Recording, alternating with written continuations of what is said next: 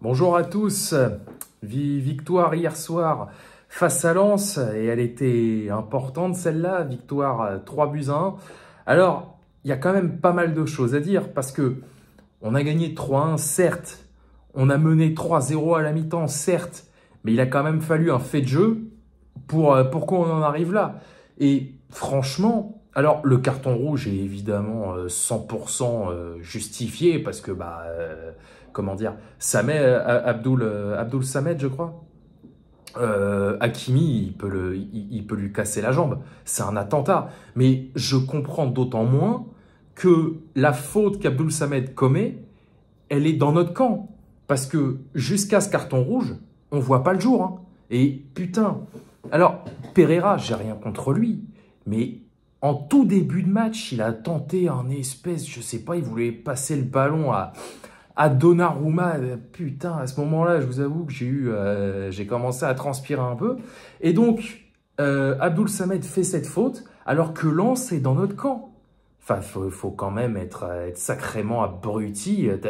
T'es en phase offensive, pourquoi tu fais ça? Alors évidemment, bon, nous, ça nous a aidé parce que derrière, ça a défilé. Hein. But de Mbappé, but de Messi, je crois que c'est Messi le deuxième, et Vitinha le troisième but du Paris Saint-Germain, qui est beau d'ailleurs, le but de Vitinha, premier but pour Vitinha sous nos couleurs. Franchement, c'est un super but. Par contre, quand Lens a marqué sur penalty, bon Ruiz, le pauvre, alors par contre, ce que je comprends pas, c'est que le ballon rebondit d'abord sur sa tête pour qu'après, il le touche de la main. Enfin, quoi qu'il en soit, donc, penalty.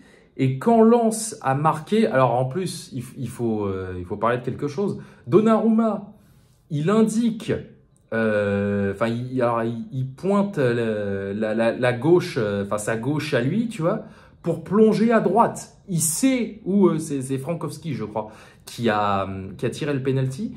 Il sait qui va tirer, sa droite en l'occurrence, et cet abruti il plonge de l'autre côté. Enfin bref. Et donc quand Lens a marqué ce penalty, il restait une demi-heure. Ah, j'étais pas bien. Ah putain, 3-1, il restait une demi-heure. Je vais pas dire que je comptais les secondes, mais ouah la vache. Donc voilà, donc c'était une victoire bien évidemment essentielle. Hein, parce que là, on met Lens à 9 points. Donc voilà, hein, parce que si on perdait, c'était pas 9 points d'avance qu'on avait, c'était 3. Voilà, donc on met Lens à 9 points, Marseille à 11. Bon, l'OM, voilà, on verra. D'ailleurs, ils vont s'affronter les deux là d'ici quelques semaines. Je sais que la semaine prochaine, c'est Lyon-Marseille. D'ailleurs, tiens, les Lyonnais, ils seraient bien inspirés de gagner, surtout que ça va se jouer chez eux. Donc voilà, le titre est quasiment acté, hein, voilà. Mais comme je l'ai dit dans la dernière vidéo que j'ai sortie, ça aura été dur. Ça aura été très, très, très dur.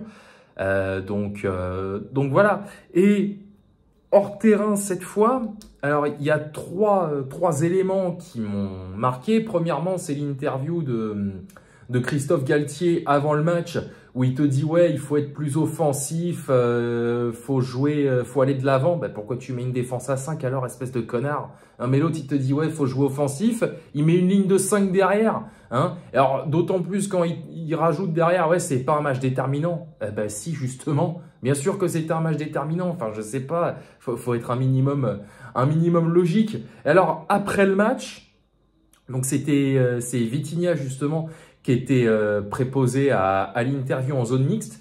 Il faut réaliser quelque chose. Vitinha, il est là depuis cet été. Le mec a un meilleur français que Neymar qui est là depuis 6 ans. C'est quand même la vache. Alors bon, évidemment qu'il a fait des fautes de prononciation, bon ça d'accord, mais le mec a tenu une interview qui a quand même duré, voilà, au moins 3-4 minutes. Il a tenu 4 minutes à parler, vraiment, il se comprenait parfaitement avec Paganelli. Il est là depuis 6 mois, il a déjà un meilleur français que Neymar qui est là depuis 6 ans. Non mais ça va quoi. Et alors, ça par contre, ça m'a foutu en colère. Alors, qu'on se soit foutu de leur gueule au Lensois avec leur chant, la chicoté de mes deux, etc., il n'y a pas de problème. Mais pourquoi Kimpembe? Enfin, alors déjà, en plus, une dégaine, mon frère. Putain, l'autre en béquille et tout, et comme par hasard, c'est lui qui C'est lui qui a l'initiative du merdier. Mais putain, mais boucle-la, ferme ta gueule. Attends, on l'a vu 3 mois dans la saison. Et c'est lui qui se permet de charrier les adversaires. Mais va te faire mettre. Va te faire mettre, mon gars. Dégage. Putain de bordel, je sais pas. Ça aurait pu être même... je sais, même Mbappé à la rigueur. Ouais, vas-y. Bon, Mbappé, c'est pas dans son tempérament. Mais tu vois ce que je veux dire. Mais Kimpembe, lui, mais vas-y, frère, c'est bon. Plus personne te calcule, dégage, casse-toi. Enfin bon, voilà. Donc voilà, comme je l'ai dit tout à l'heure, on met Lens à 9 points, Marseille à 11, en attendant de voir ce que l'OM va faire ce soir face à 3. Mais bon, voilà, comme je l'ai dit hier soir dans l'onglet communauté de mes deux, là, rien n'est fait. Mais on est sur la bonne voie, voilà, on joue Angers vendredi. Ça par contre, alors vous allez dire, hey, tu fais chier, fausse modestie, va te faire... hein.